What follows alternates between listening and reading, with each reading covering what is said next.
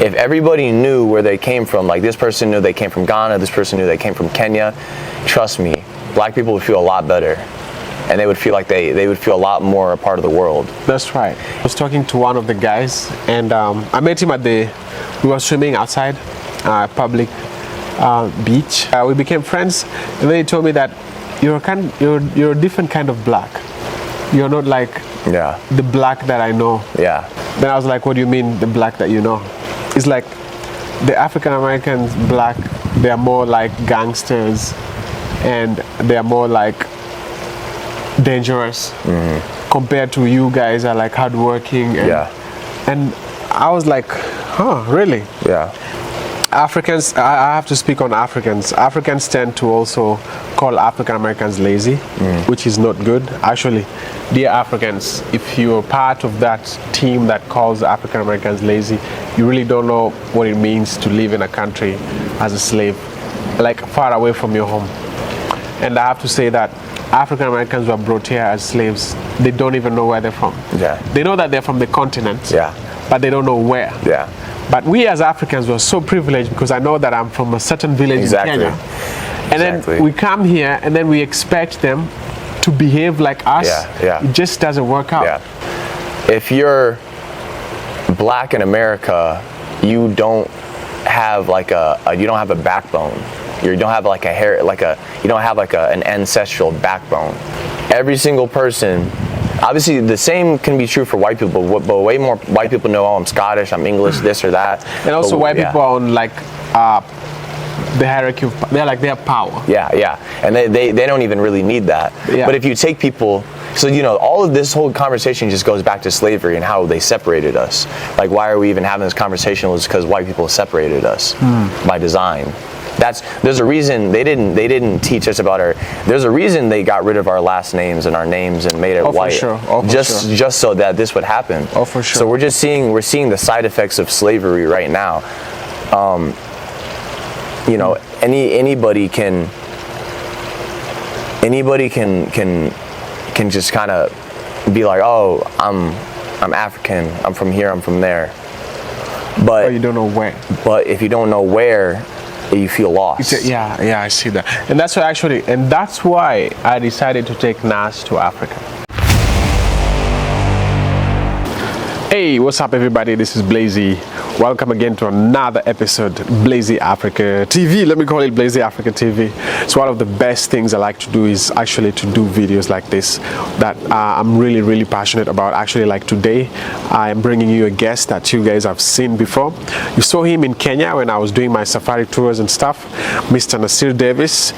He's from America, but luckily I had a bounty of like taking him to Africa. And if you remember that video when we were at Masai Mara and then the zebras were like walking around as we were doing our podcast, if you haven't watched it, go back and check it out.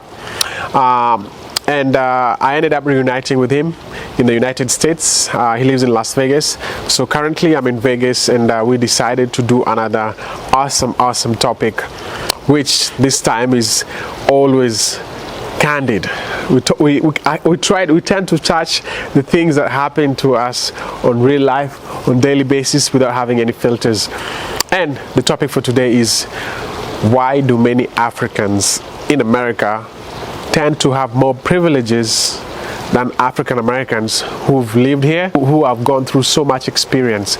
And Africans always come here and in a few minutes they become so successful, they become respected by people in the community. They even end up disrespecting African Americans. And I'm talking about this because I'm African and I've seen this from real life experience. And that's why I decided to invite Nas, because he's African American and he's lived in the US his whole life. I want to hear from his own perspective, like if he ever seen something like this. I'm sure he has, maybe. Because at some point we kind of talked about different stuff and we ended up touching this topic a little bit. And if you haven't subscribed to this channel, please, I really recommend if you can do that, so you can see other videos like this. This channel is non-scripted. We don't edit, we don't hide anything. We bring you things the way they are. There's no clickbait. Mic check, guys, we're in the house. I know you know this face if you've seen it before. This is the Safari Man. I know people are talking about how compassionate you are in the previous video, and how kind. Oh, my phone. Oh, this is your phone. Yeah, right? it's my phone. I thought my phone cracked. Oh, really? For a minute, I was like, oh no. Yeah. Anyway, but people talked about how kind you seemed in the comments, and how like kind of knowledgeable, and they really appreciate it. And some people even say that they will wish to see you again back in Africa. Yeah. But anyway, this is Nas, as I said. What's up, guys? We're in Vegas. This time we're not in Kenya. We were in Kenya around January, which is a very beautiful time, and he had a chance to explore Africa. It was his first time. Just before we continue, do you have anything to say about your experience in Kenya? Still the most amazing experience ever. The people are the best people I've ever met. Man, I cannot wait to go back. Yeah. I will be back. I'm already sad thinking about it, thinking about not being here, but so just getting to go back to the roots of where everything started. Yeah. To see the animals and the people.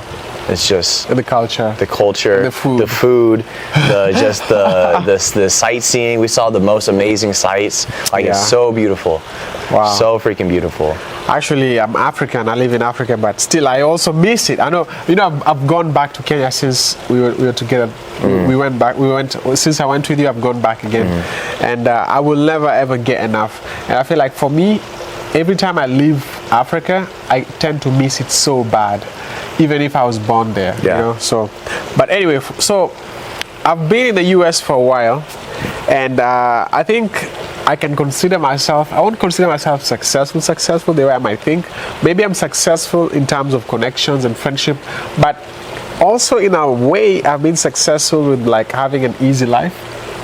I have to admit I have a good life. Yeah. Because good life is if you can have shelter, food, and a place to, you know what I mean, like a family. Many people in this planet don't have that. Yeah. Some people don't even have food on the table. Some people survive under $1 a day. You know what I mean? And I won't say that I've lived in the US for a long time to achieve that. And my parents are not rich. You know what I mean? And now this is when I ended up starting to do like a short reflection of like, how come did I end up being so successful so fast so fast in the United States compared to other people my age, mostly African American. And this has really bothered me so much because I tend to see how privileged I am because of my accent. Yeah. Or because of the fact that I can tell someone that I'm from Kenya and they're like, oh my God, you're from Africa. Yeah. Let me hear more about you. Yeah. But when it comes to African Americans, many people don't really they don't want to deal with that as much. Mostly, let me call it, they call them ghetto. Yeah. They're African Americans. I don't know if you've ever seen something like that Africans get elevated more than African Americans. Yeah. So, I would say that, it's kind of just the whole thing about being like a foreigner and coming from a different country. I think it's a certain mentality that people have. Like, people will, not everybody, but there's a lot of people out there who will see the beauty in you being from Africa directly, but they won't see the beauty in somebody being of African descent. I see, yeah. So because they hear your accent, you're like, oh, from Africa. In their mind, they think, oh, Africa, safari, zebras, this, that. They can ask you questions about Africa. So they feel like I'm exotic. Yes, yeah. They not necessarily in a bad way. Yeah. But they see it as like a. They see all the good parts of it. They see it in a way where it's like, oh, I don't know, he's just African. Now I get to say that I know somebody from Kenya.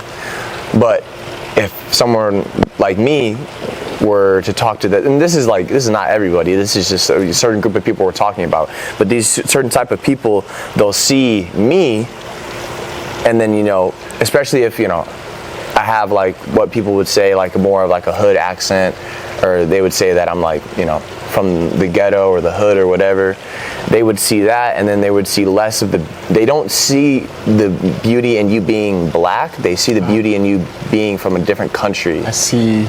Yeah, and actually this brings me to this point that, so if you talk about racism, white people in America who might be racist, or not even white people, other light-skinned people, like I have to include Asians, I have to include all other people who are not black, they are more racist towards African Americans than Africans. Like, they're racist towards Africans, but not to an extent of how they can be racist towards African American. I think because, this is what I'm thinking, maybe because African Americans are always on defense, and they like to fight for their rights in every manner of life, compared to Africans who are so distracted by trying to make money in America. Exactly. I think it's the same. This isn't just a thing with Africans too. You'll see like foreigners, or like people from a different country will come here and then be racist against people of color. Like you'll see like there's some Mexicans out here that like are against the ICE protests. I see. There's some Mexicans that were probably born in Mexico and came over here that are against protesting all the messed up stuff that ICE is doing. You know, like foreigners tend to judge people because they come to America and they put America on such a pedestal, you know. They say, oh, this is the greatest place ever, and if you ever say anything bad about it, you're terrible. But America also has a lot of fucked up places as well. So I think that people definitely, when they see somebody who's who's like from another country. Actually, I was talking to one of the guys, and I met him we were swimming outside public beach, and I met him, and I said, hey man, how are you doing? And he said, cool. And we became friends, and then he told me that you're a different kind of black. You're not like the black that I know. Then I was like, what do you mean, the black that you know? It's like the African Americans black, they are more like gangsters, and they are more like dangerous compared to you guys are like hardworking. And I was like, huh, really? And so I gave him a chance to explain himself, but inside my heart, I didn't like prolong the conversation because I had to like reflect on it. But I also saw that divide between Africans and African Americans. Sometimes they clash. Definitely. Africans, I have to speak on Africans. Africans tend to also call African Americans lazy, which is not good. Actually, dear Africans, if you're part of that team that calls African Americans lazy, you really don't know what it means to live in a country as a slave, like far away from your home. And I have to say that African Americans were brought here as slaves. They don't even know where they're from. They know that they're from the continent, but they don't know where. But we as Africans were so privileged because I know that I'm from a certain village in Kenya. And then we come here and then we expect them to behave like us. It just doesn't work out. I guarantee you, if every single black person in America, like you look at all these Asian people, and I don't mean to say it like in a bad way. That sounded kind of like I love Asian people, but you look at all the Asian people around. All of them know their descent. All of them know they're either Filipino or the Korean or the Japanese, or they know where their backbone is. They have a backbone. They know where their support is. If you're black in America, you don't have like you don't have a backbone. You don't have like you don't have like an ancestral backbone. If everybody knew where they came from, like this person knew they came from Ghana, this person knew they came from Kenya, trust me, black people would feel a lot better, and they would feel like they would feel a lot more a part of the world. That's right. Every single person. Obviously, the same can be true for white people, but way more white people know, oh, I'm Scottish, I'm English, this or that. And also, white people are on like the hierarchy of, they have power.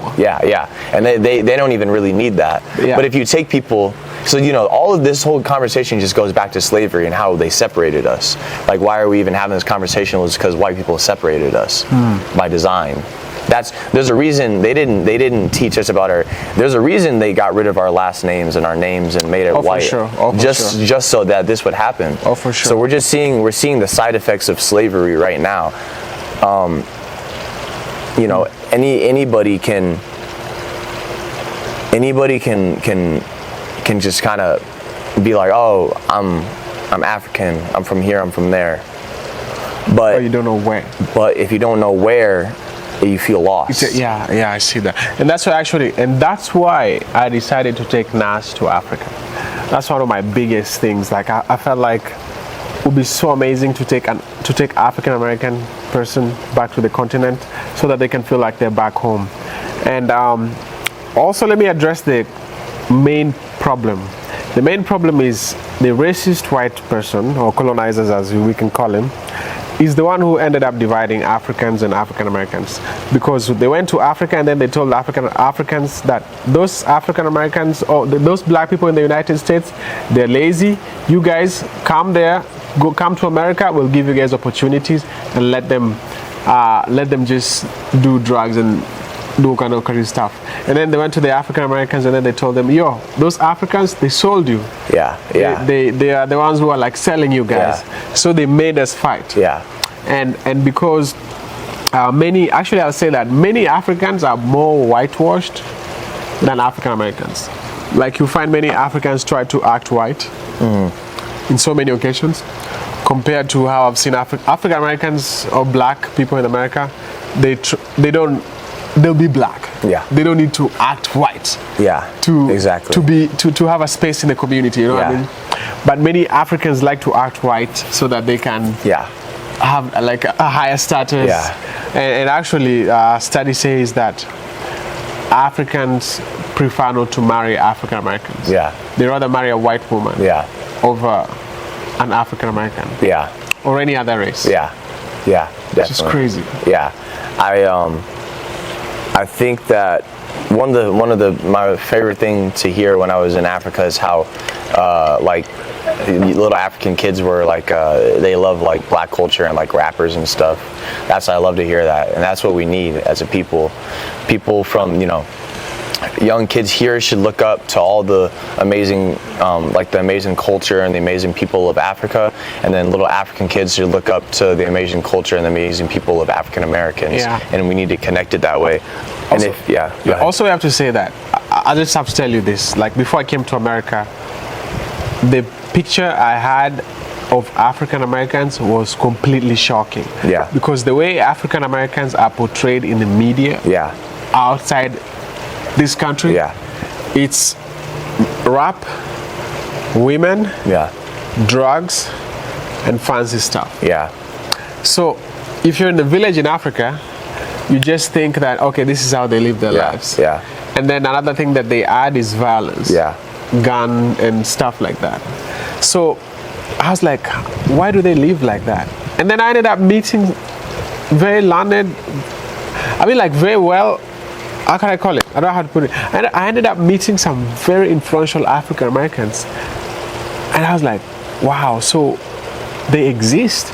Because for me, I thought every African American is wearing a big chain. Has like a Cadillac.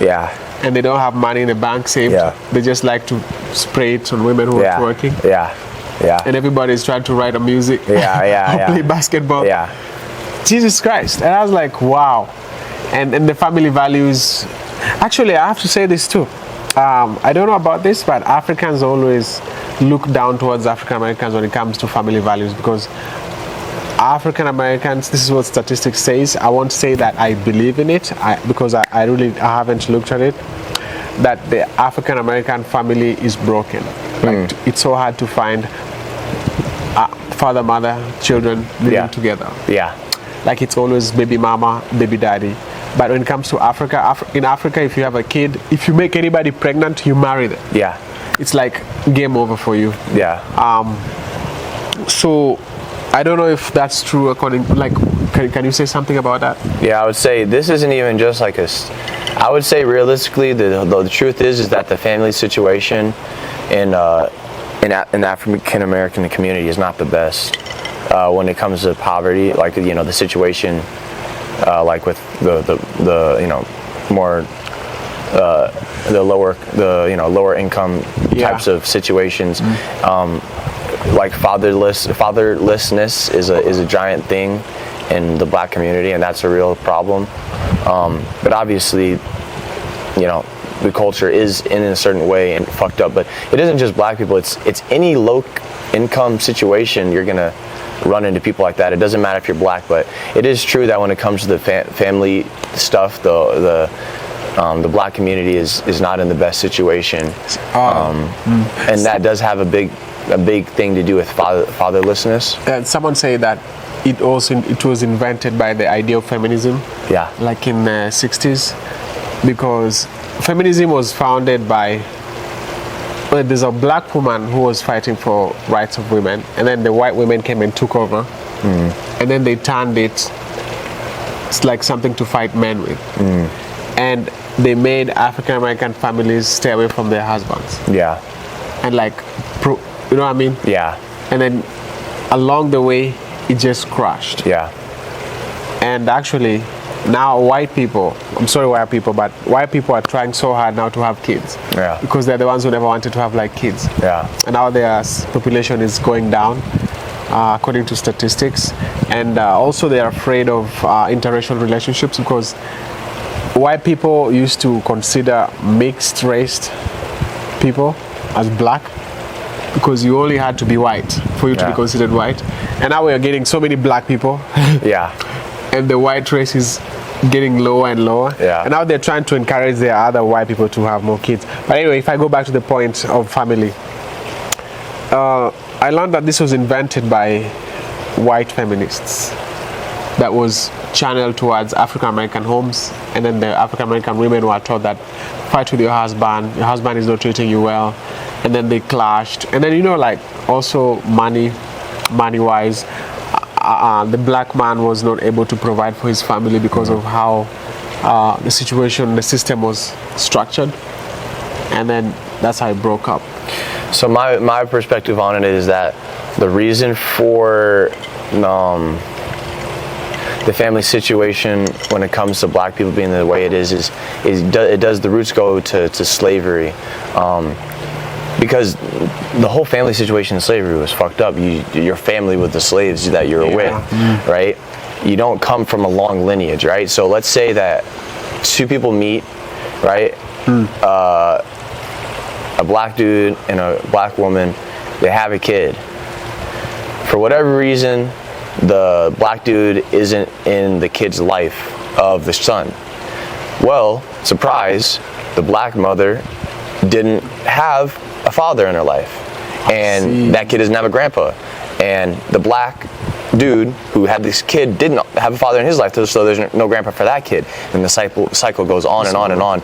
So it comes from the fact that there's no strong lineage when it comes to black African Americans, which, you know, there's families that go back, but it's just all over the place.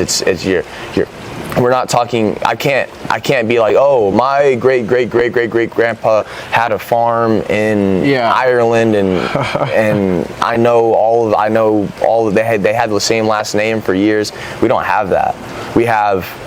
I'm pretty sure I know my great grandpa. Then after that, I don't know. His parents were slaves. You know what I mean? So there's not a long lineage, and there's not a lot of people to fall back on when the father isn't there. I see. Wow, that's crazy. And you know, like, I grew up with a single mother, but luckily, in my teenage years, I ended up being adopted by a very strong father figure, and I feel like he saved me from what I was gonna turn into. Yeah. And I'm like one of the few lucky people who were like saved from that. But I've seen people who are raised without a father figure, mostly men. Most of them don't end well. Yeah. Because they don't have someone that they can look up to as a role model. Yeah. And I know you've been raised in a house where there's like your father is a very strong figure. I like your dad actually. Yeah. He's like a real dad, like OG dad. Yeah. You know? Like he's a provider.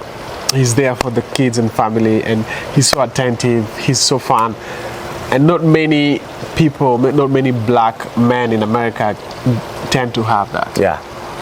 So, Jesus Christ. Also, you know, a thing as well is nowadays everybody's promoting black on black violence, like the whole Hawaiian culture, like crashing out, like shooting and killing somebody. So many black men, because of the fucked up state we've been in, from Jim Crow law and from slavery, puts us in a place where black men are killing each other at a way higher rate than it should be. It's crazy, and you know, like it's just so horrible, like. And this is because of financial situations. Yeah. And also, I saw that I attended a meeting in LA where they were teaching Black African American men that the money that you're looking for, it just doesn't come in one day. You can wait for it for at least 10 years, but it will be like more worth it. But I think many young kids are being taught these days that you need that Cadillac tomorrow. It's called the fast life. That's what they call it. Yeah, so you rather engage yourself with something dangerous, which you might end up losing your life, and get that thing. And also they're teaching young kids that happiness comes through material stuff. Yeah. Like Yeah, 100%. Well, it's just the black, like, obviously, so white people don't even really have to think about this. It's just kind of a little bit more like natural in the culture. And it's not because they're white, it's because of the situation they're in.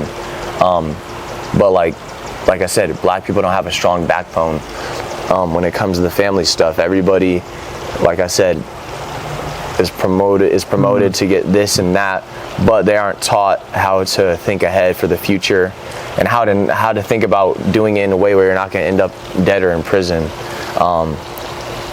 The culture is so beautiful, and I love the African American culture, but at the same time, it's what it promotes is, you know, a reflection of what black men have, you know, been you know, doing to each other as a result of what's been done to us by white people, you know.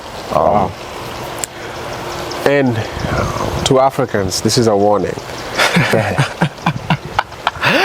Hey, I gotta say this, Africans try to please white people so much, for sure. Like, you will never see Africans hanging around with African Americans. Yeah. You'll see some, but many of them, they like to please white folk. It's nice to have white friends, but it's bad to look down towards your other black American family. Actually, let me tell you, we're from the same house. And the Babylon man, call him the bad mind, he's the one who came and messed up the house. Yeah. You know, white supremacy have to be fought by every means. Everybody in this planet is equal. The color doesn't define who you are. Actually, look at me, I'm black and beautiful. Yeah. Look at him, he's black and beautiful. 100%. Are you black and beautiful since you're watching me? I think you are. And if you're white and you're watching this video, you're white and beautiful too. Yeah. We don't say that you're not beautiful. 100%. Yeah, but this was a black affair, chat. Yeah. So if you're white and you're watching this and you feel like I offended you, please forgive me. You know, if I could just say one thing to all the white people out here is, you know, if anybody ever, as a white person, I hate hearing how like they feel horrible about just being white. I don't think you should. Yeah. I don't think you should feel that way. I think all you need to do is, you know, obviously try your best not to be racist. Don't discriminate. If you're not racist and you don't discriminate against black people, then you shouldn't really feel bad about being white. Yeah, I've seen white people apologize for being white. Yeah, no, don't do that, because it's not. First of all, being white is beautiful in its own right, but That's also right. too, if you are somebody who's very like into the culture, it's not your fault that your ancestors were the one who did this. Yeah. You didn't ask for this to happen, and I'm sure the person you are, you wouldn't have wanted this to happen. The only thing that I would say is just understand that in order for things to get better, we do have to just call out how things are when it comes to the black and white relations. It doesn't mean we're attacking you because we don't like you, but what it means is that we're saying these things because it's just how it is. Yeah. Wow. It's not really an attack on you. What it is, it's an attack on, you know, on just how things are. And actually, I had a very close friend who was white, and she was always apologizing to me for being white. I'm like, bro, why you're white? No. You'll never be black. Yeah. Unless if you want to be black, I don't know, but no. you just have to be yourself. And here's the thing too, is because I always think about the future. So we talk about there's less and less white people. Eventually we're going to get to a day where there's, I mean, I don't mean to scare any white people. That's why there's a whole like group of white people who are like against mixed racing. Yeah. Because eventually we're going to get to a point where most people aren't Blazey's color. Most people aren't like my color. Most people are my grandma's color, but it's going to be a different mix. It's going to be a different mix, and they're going to be probably more black than white. Oh, for sure. So when it gets to that point, it's important that we don't just shit on the minority, which will be white people, just for being white. So we can't repeat the cycle. Oh, for sure.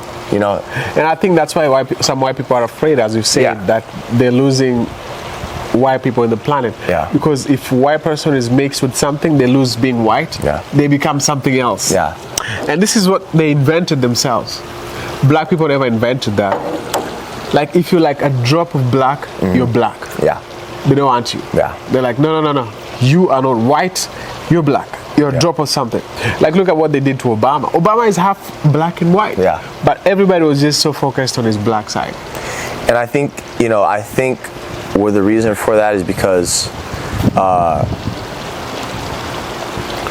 black people really did want that, and I think Obama wanted that as well, and I think he definitely used that. He wanted that so he could get more. He could be the first black president and everything. Yeah. Wow. I would say, just my only opinion on this whole like mixed racing thing is that it's not going to be a bunch of Blazeys running around. It's not going to be a bunch of me's running around. Yeah. It's going to be a bunch of people who are mixed with everything. Asians are migrating to America at a very fast pace, which is amazing, which is great. I love that. So it's going to also include Asian people as well, also Hispanic people. So it's going to be a race of people that Yeah. And as I said, we're like, there's one quotation from actually a very fancy writings. If you know the Baha'is, they have something that says that human beings, they have different colors because God loves beauty. So if you see all these colors, it's because of the beauty of God, but not to bring differences. It's to actually even unite us and become more closer to each other. Guys, listen. We can do this for decades and we can stay here forever just talking about this. That's how amazing this topic is. And if you like this kind of content, please don't forget to click subscribe, like, and share, and even show it to your mama. I think she would like it. Definitely. Anyway, guys, it was nice having you. Man, it was such a pleasure. These conversations we have are so deep and so amazing. My brother. Hey, I can't wait to have you back in Kenya. Oh man, I will be. My goal is to get there as soon as possible. So you guys will see me, and hopefully next time there'll also be another zebra behind us. That's right. Yeah. Yeah. Anyway, guys, until next time, peace.